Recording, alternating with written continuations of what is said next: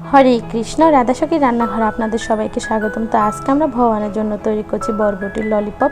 তো এখানে আমি কয়েকটা বরবটি নিয়ে নিয়েছি। এবার আমি বরবটিগুলোকে জলে সিদ্ধ করে নেব, তবে বেশি সিদ্ধ করব না, হালকা একটু সিদ্ধ করব, যাতে বরবটিগুলো দিয়ে আমি ললিপপ আকারে করতে পারি। তো এই যে বরবটিগুলো সিদ্ধ হয়ে গেছে, এখন আমি আগার আর গোড়ার অংশটা ফেলে বরবটিটাকে ললিপপের মতো করে শেপ দিয়ে নেব। আর এখানে আমি নারকেল পাতার কয়েকটা শলা নিয়ে নিয়েছি। তো আপনারা চাইলে টুথপিকও ব্যবহার করতে পারেন। তো এই যে এভাবে গোল গোল করে এর মধ্যে আমি এখন শলাটা দিয়ে দিলে কিন্তু রেডি হয়ে যাবে বরবটির ললিপপের যে আকৃতি। তো এই যে দেখুন কতটা সুন্দর হয়েছে। আর এভাবে আমি সবগুলো তৈরি করে নেব।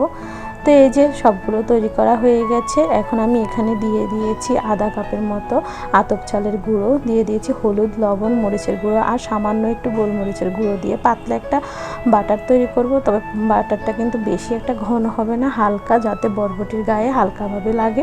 আর এখানে আমি পাইপ্যানে দিয়ে দিয়েছি সাদা তেল। তো পরিমাণ মতো সাদা তেল দিয়ে এখন আমি সেই বরবটি যে ললিপপগুলো তৈরি করে রেখেছি ওগুলোকে খুব ভালোভাবে ডুবিয়ে এখানে ভাজি করে নিলে কিন্তু রেডি হয়ে যাবে আমার বরবটির ললিপপ।